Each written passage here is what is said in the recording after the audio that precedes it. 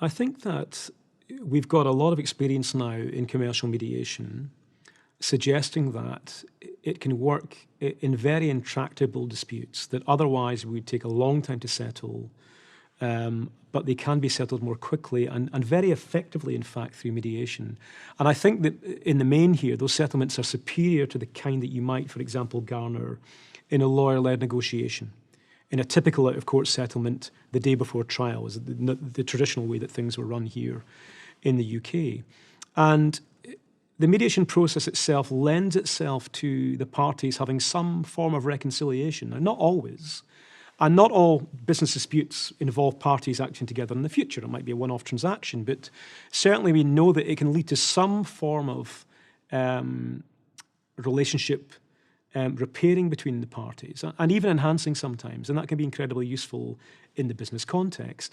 And some of the creativity and the outcomes garnered can lead to, for example, promises to work together in the future, or to sort out their communications in such a way that those disputes are not going to arise again in the future. That added mutual understanding, when you get dialogue between the parties, really for the first time in months, sometimes years actually, when they begin to actually listen to each other for the first time, and they understand each other for the first time, and a lot of those misconceptions just disappear.